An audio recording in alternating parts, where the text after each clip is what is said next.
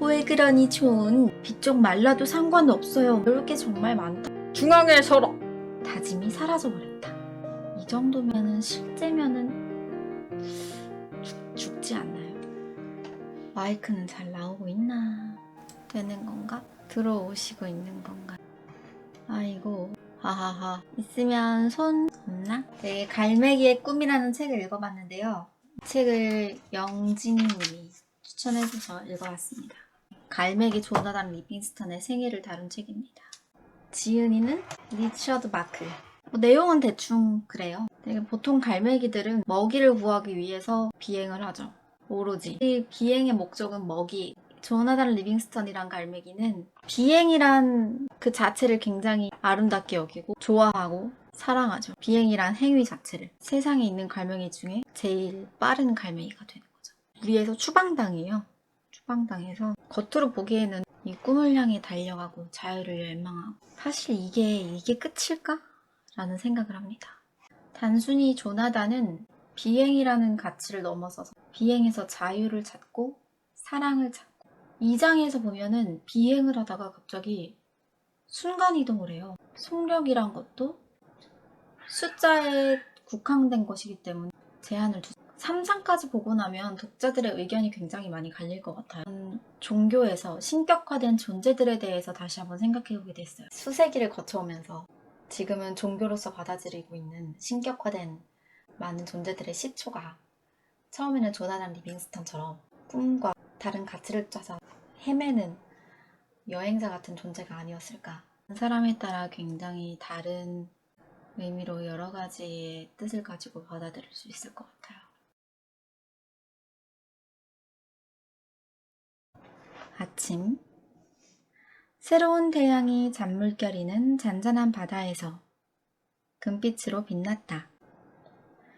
해안으로부터 2km 못 미치는 곳에서 낚싯배가 바다에 밑밥을 보리자 하늘에서 아침 먹이를 찾는 새들에게 소식이 전해졌다. 결국 1000마리쯤 되는 갈매기떼가 먹이를 얻으려고 서로 밀고 다투었다. 분주한 하루의 시작이었다. 하지만 저 멀리 배와 해변으로부터 멀리 떨어진 곳에서 갈매기 조나단 리빙스턴은 홀로 연습 중이었다. 30m 상공에서 조나단은 물갈퀴를 내리고 부리를 든 채 고통스러운 날개의 비틀림을 유지하려고 애썼다.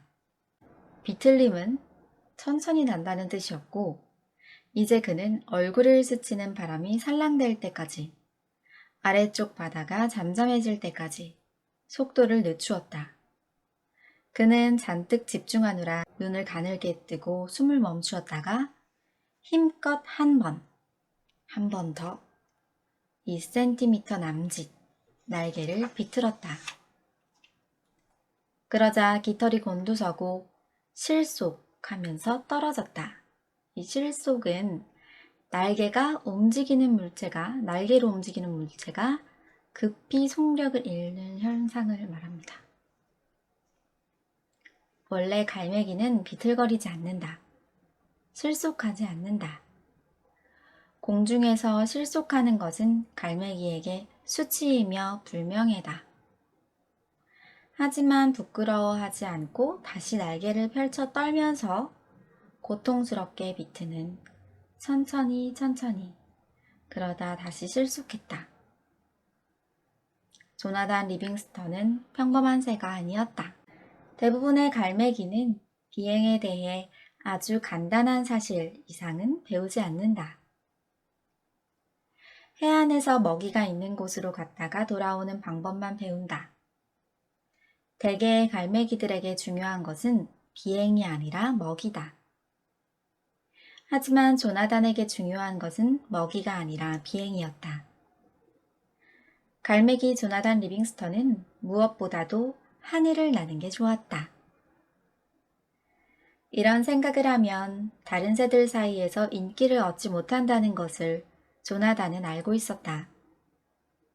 그가 종일 혼자 수백 번씩 저공 활공 연습을 하며 실험하자 그의 부모님도 실망했다.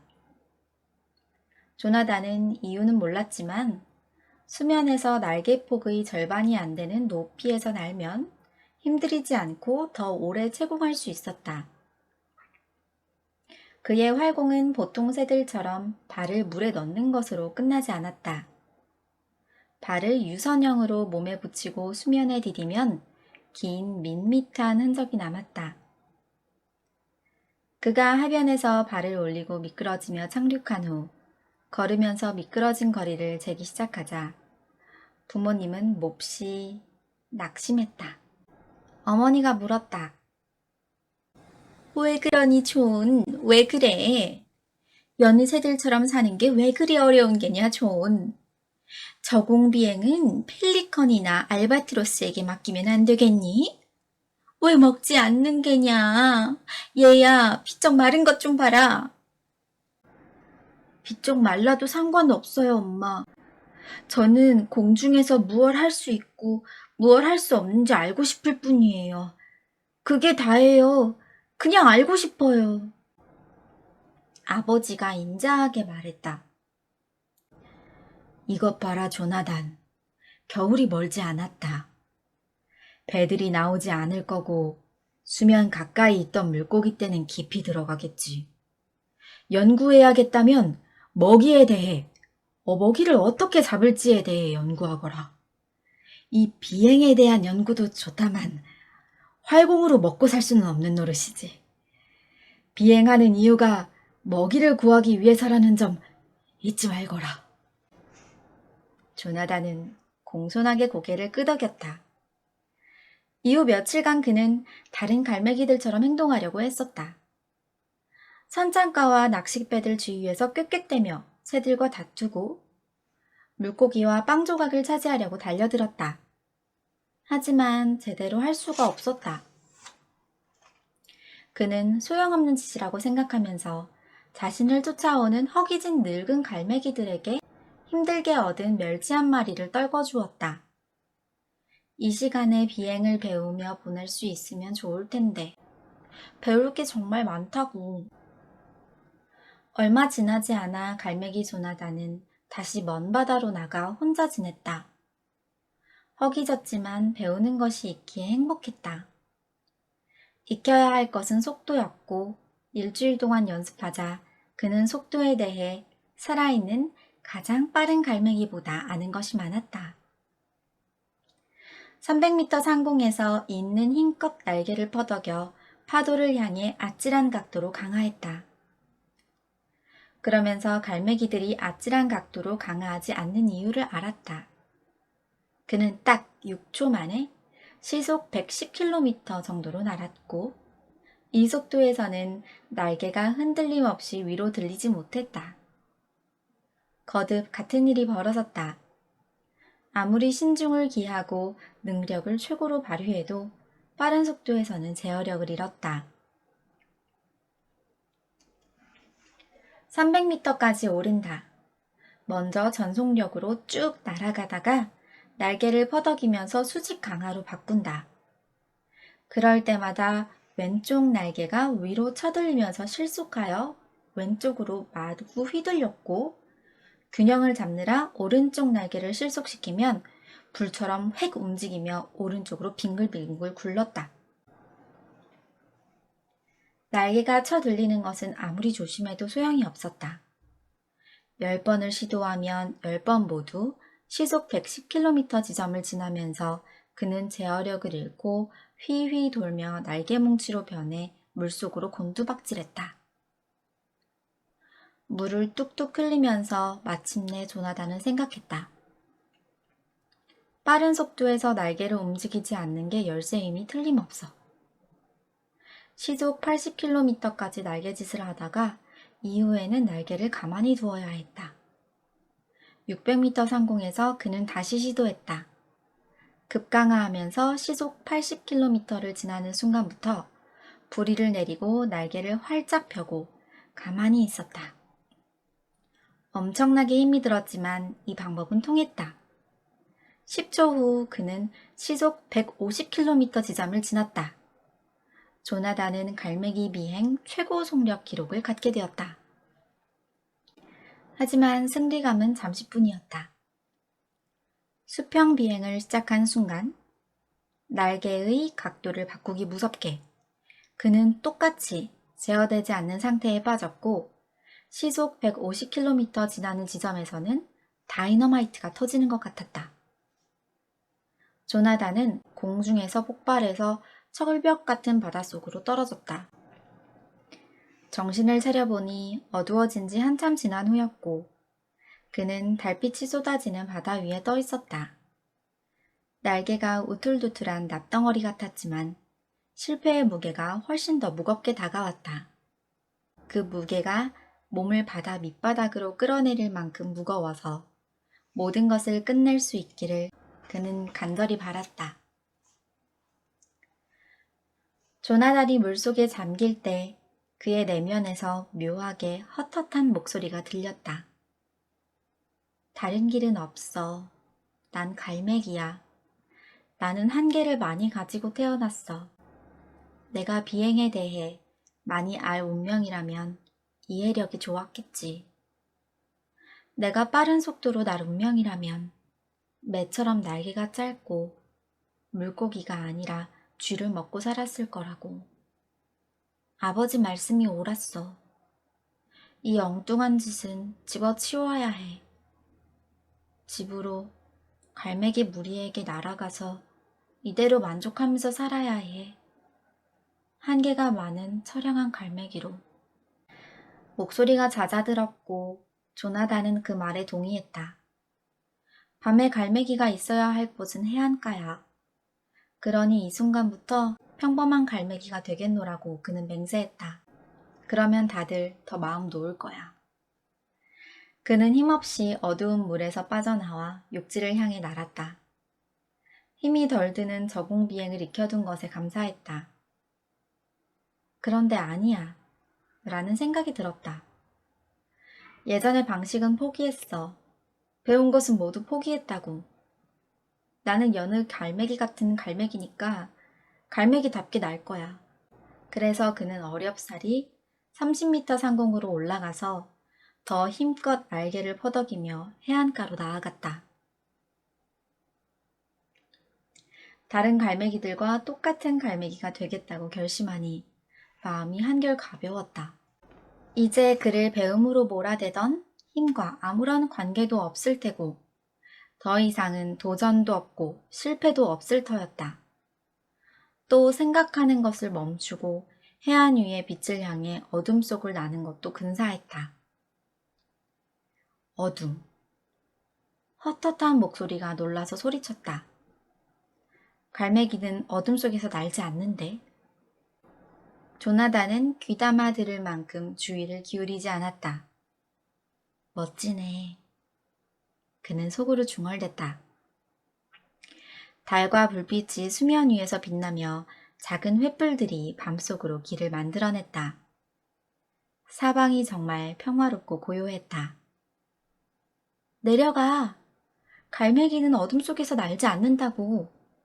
네가 어둠 속에서 날 운명이라면 너는 올빼미의 눈을 가지고 태어났겠지.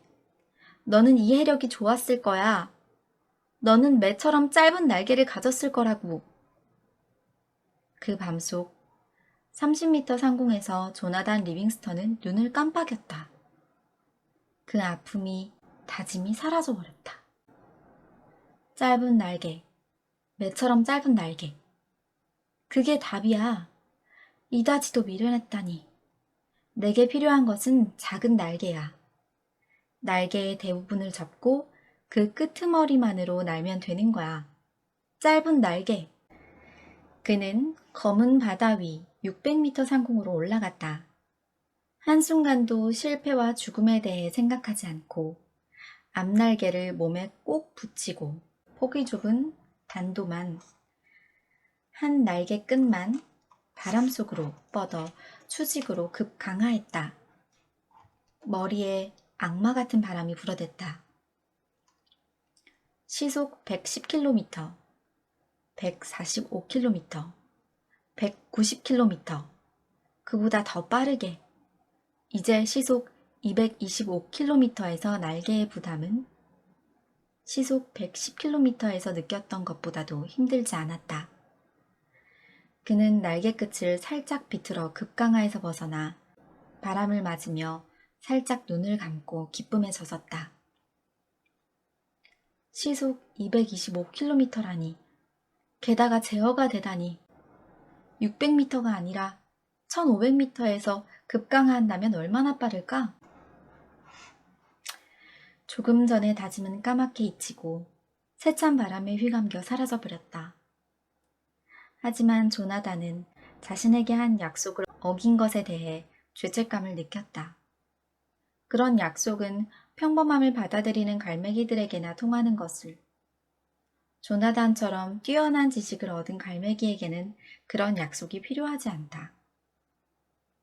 해가 뜰 무렵까지 조나단은 연습하고 또 연습했다.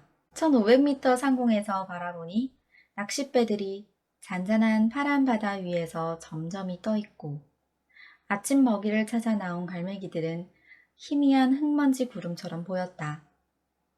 그는 생기 넘쳤으며 기쁨에 파르르 떨었고 두려움이 통제되는 것이 자랑스러웠다. 그러다가 요란을 떨지 않고 앞날개를 접고 짧고 각진 날개끝을 뻗어 바다 쪽으로 곧장 날아내려갔다.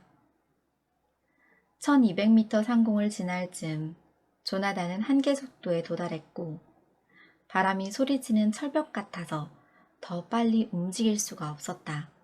그는 이제 시속 344km로 곧장 강하하고 있었다. 그 속도에서 날개가 펴지면 몸이 산산조각 난다는 것을 알기에 조나단은 침을 삼켰다. 하지만 속도는 힘이었고 속도는 환희였으며 속도는 순수한 아름다움이었다. 그는 300m 상공에서 수평 비행을 시작했고 거대한 바람 속에서 날개끝이 턱턱 소리를 내며 둔해졌다. 바로 앞에서 배와 갈매기 떼가 기울고 유성처럼 빨리 다가왔다. 조나단은 멈출 수가 없었다. 아직 그는 그 속도에서 방향을 바꾸는 방법조차 몰랐다. 충돌하면 그 자리에서 죽을 터였다. 그래서 그는 눈을 감았다. 그날 아침 일출 직후 갈매기 조나단 리빙스턴은 바람과 깃털들의 무시무시한 울부짖음 속에서 눈을 감고 시속 341km로 아침 먹이를 찾는 갈매기 무리 한가운데로 돌진했다. 어떻게 됐을까요? 이번 한 번은 행운의 갈매기가 그에게 미소 지은 덕분에 아무도 죽지 않았다. 조나단이 부리를 창공으로 치켜들 즈음 여전히 시속 257km의 속도로 날아가고 있었다. 속도를 32km로 늦추고 마침내 날개를 다시 펼치자 1200m 아래 바다에 뜬 배가 부스러기처럼 보였다. 승리라는 생각이 들었다. 한계 속도. 갈매기가 시속 344km로 비행하다니. 이것은 새로운 발견이자 갈매기 역사상 가장 위대한 순간이었고 그 순간 갈매기 조나단에게는 새로운 시대가 열렸다. 그는 홀로 연습했던 지역으로 가서 2400m 상공에서 급강하하기 위해 날개를 접고 곧장 방향을 바꾸는 방법을 알아낼 채비를 하였다. 엄청난 속도에서는 날개 끝, 깃털 하나를 살짝 움직이면 매끄럽게 휘감듯 곡선을 그린다는 것을 그는 알아냈다.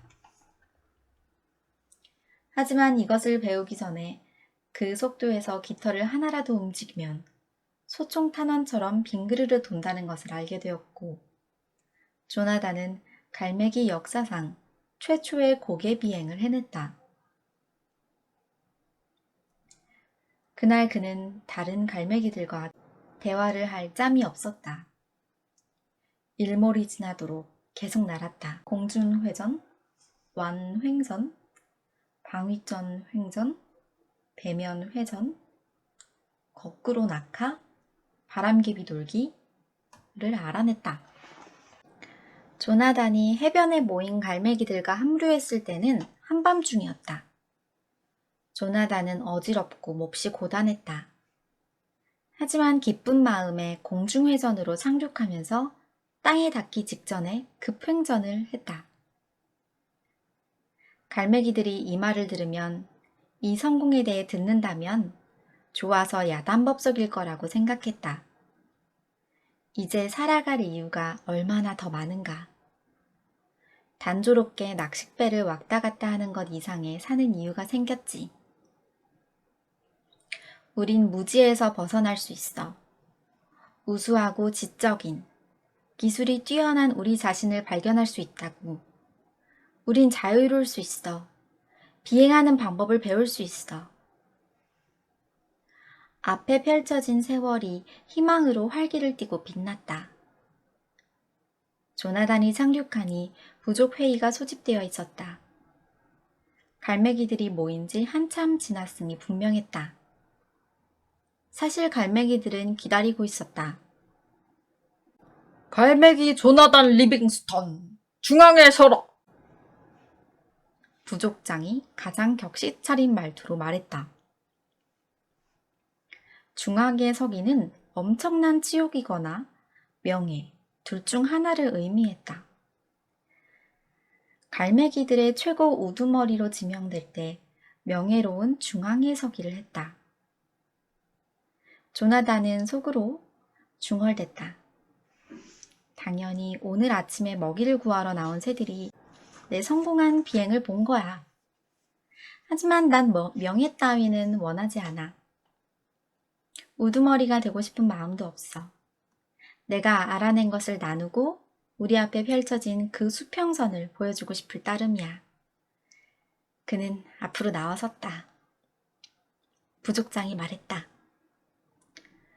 갈매기 조나단 리빙스턴, 동료 갈매기들이 보기에 치욕의 죄를 저질렀으니 중앙에 서라. 나무 판자로 얻어맞은 기분이었다. 무릎이 후들거리고 깃털이 늘어지면서 귀에서 윙윙 소리가 났다. 치유? 말도 안 돼. 비행이 성공했다고. 그들은 이해 못해. 그들이 잘못한 거야. 잘못한 거라고. 엄격한 목소리가 울려 퍼졌다.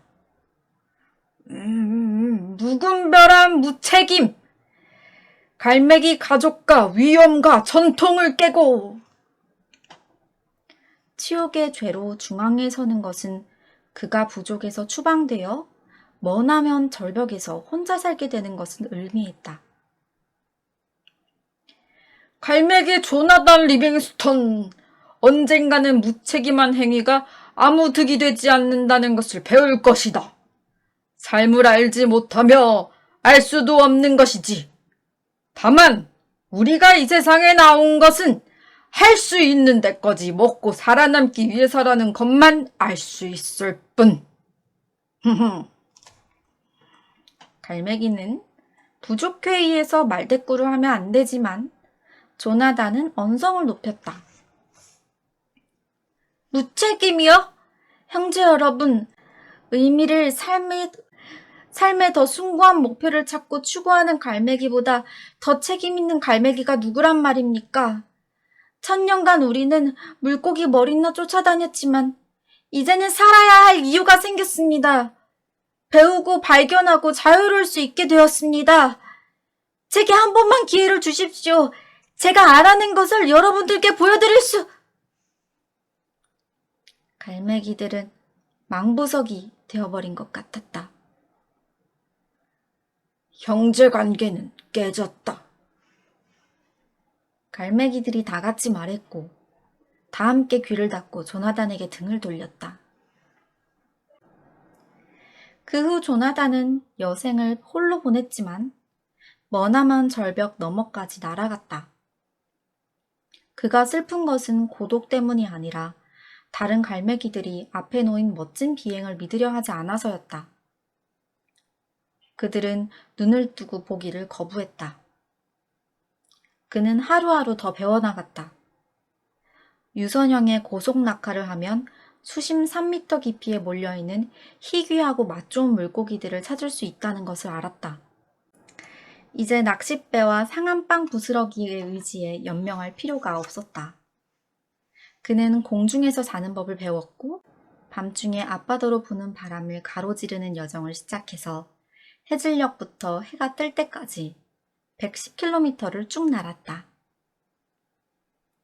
똑같이 마음을 다스리며 짙은 바다 안개 속을 뚫고 비상에 눈부신 상공으로 접어들었다. 그 순간 안개와 비밖에 모르는 다른 갈매기들은 땅바닥에 서 있었다. 조나단은 강풍을 타고 육지 깊이 들어가 그곳에서 맛 좋은 벌레들을 먹었다. 한때 조나단이 갈매기 모두를 위해 바랐던 것들을 이제 그는 혼자 얻었다. 하늘을 나는 법을 배웠고 그 대가로 치른 희생은 아쉽지 않았다. 갈매기들이 그렇게 단명하는 것이 따분함과 두려움과 분노 때문임을 그는 알았다. 머릿속에 그런 것들이 없는 조나단은 훌륭한 삶을 오래 살았다. 그들은 저녁 때 왔고 조나단은 애지중지하는 하늘을 평온하게 홀로 날고 있었다. 그의 날개 옆에 나타난 두 갈매기는 별빛처럼 순수했고 높은 밤하늘에 은은하고 정겨운 빛을 내뿜었다.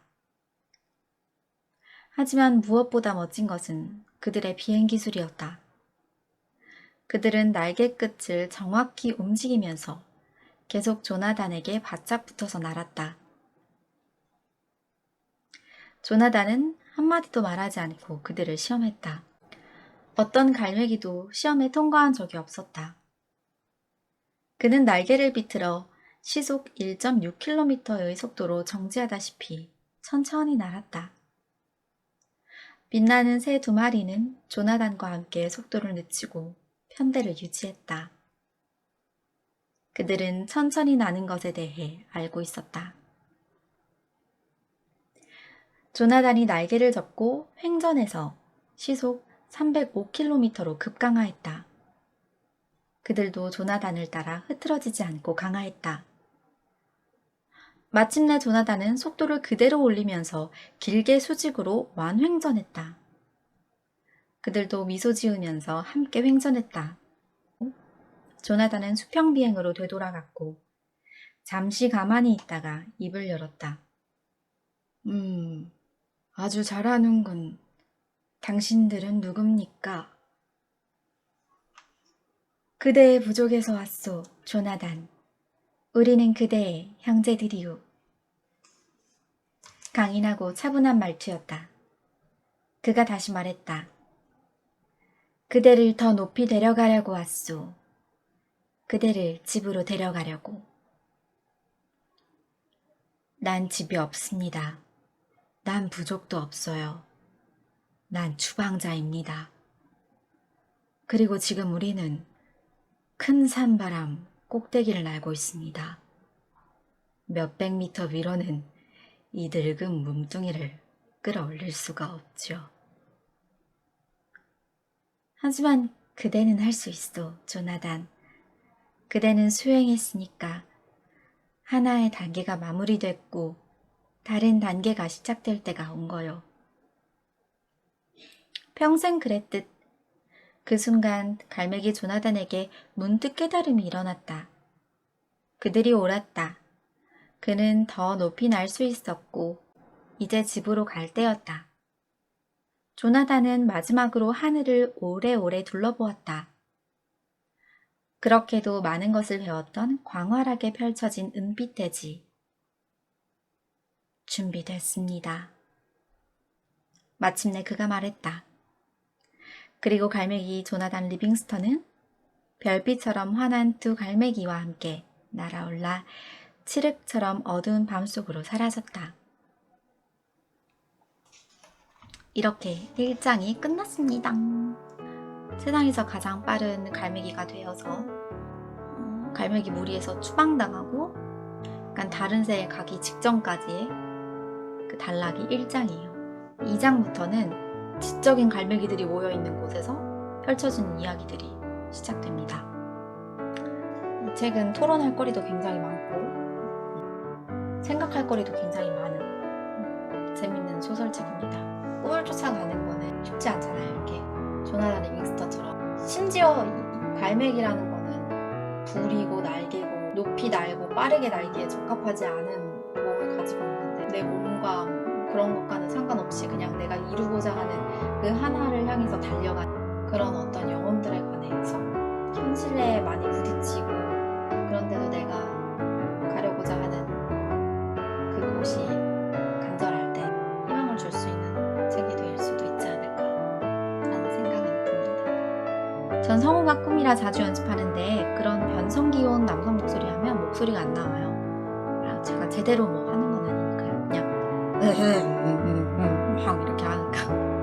근데 이거 읽으면서 약간 번외인데 갈매기가 자기가 시속 225km인 건 어떻게 알았을까요? 여러분은 150km를 체감해 본 적이 있으신가요? 차로 말고. 저는 차로도 별로 체감해 본 적이 없는데 한 140km가 최고인 것 같은데 몸으로 직접 150km를 체감하면 어떤 기분일까요? 이런 날씨에 체감하면 엄청 춥겠죠? 스릴을 즐길만도 하겠네요. 어쩌면 갈매기 조나단 리빙스턴은 그 익스트림 스포츠 광이 아니었을까요? 재워주기도 하고 깨워주기도 하는 방송이에요.